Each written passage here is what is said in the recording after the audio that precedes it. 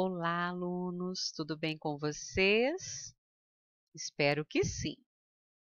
Então, vamos dar início a mais uma aula remota. Hoje nós vamos usar a apostila universitária, aquela que você recebeu da escola,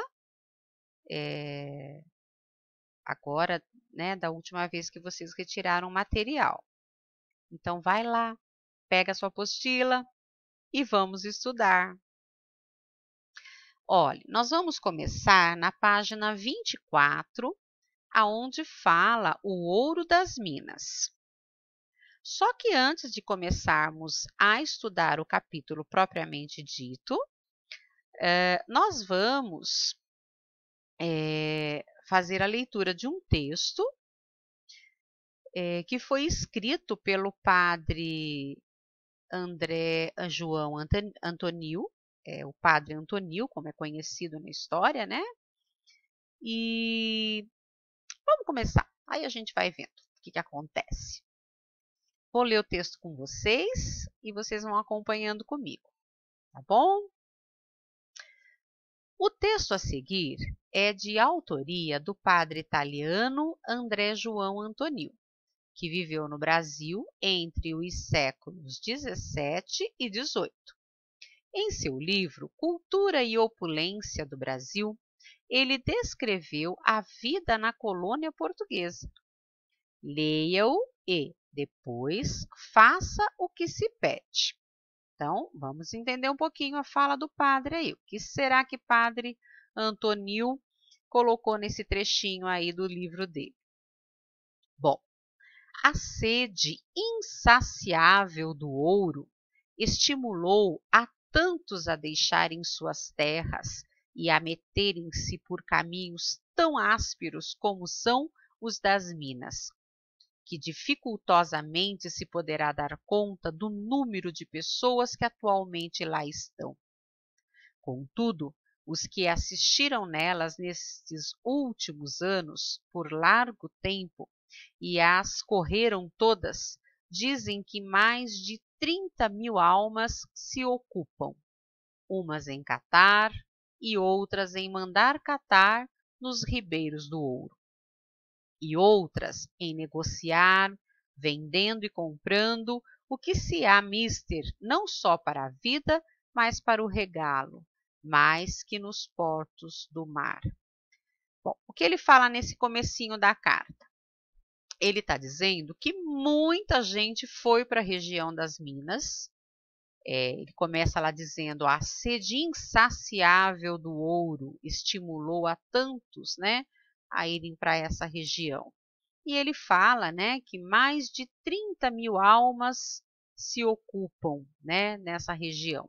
Então, ele está se referindo à quantidade de pessoas que foram para a região das minas quando foi feita a descoberta de ouro nessa região, né, quando se encontrou ouro nessa região. Então, foi uma sede insaciável, como ele mesmo fala nesse trecho, né? As pessoas foram para aquela região, ou fosse para catar o ouro, ou fosse para mandar alguém catar, ou fosse para negociar, como ele coloca aqui no texto, ó, outras em negociar, vendendo e comprando. Então, quer dizer que o comércio também foi importante nessa região, porque se uns vão para catar ouro, outros vão para fazer, né, para ordenar, alguém tem que ir para vender mantimento, vender o que é necessário para a sobrevivência. Então, as pessoas também iam para negociar. Então, o comércio também foi importante nesse momento, nesta região. No segundo parágrafo, vamos ver. Cada ano vem nas frotas quantidades de portugueses e de estrangeiros para passarem as minas. Então, vejam bem, ele está dizendo assim que todo ano vem nas frotas, né, nas caravelas, nos navios, vem quantidade de portugueses e de estrangeiros. Então, quer dizer que ele continua falando da quantidade de pessoas que vieram para essa região. Das cidades, vilas, recôncavos e sertões do Brasil, vão brancos, pardos e pretos, e muitos indígenas de que os paulistas se servem. Então, veja bem, ele está dizendo que vem de fora, né, portugueses, estrangeiros, mas que do Brasil também vinham brancos, pardos, pretos e muitos indígenas. Então, muita gente, né, aquela quantidade grande de pessoas que foram para essa região das Minas. E aí ele continua: a mistura é de toda a condição de pessoas, homens e mulheres, moços e velhos, pobres e ricos, nobres e plebeus, seculares e clérigos, e religiosos de diversos institutos, muitos dos quais não têm no Brasil convento nem casa.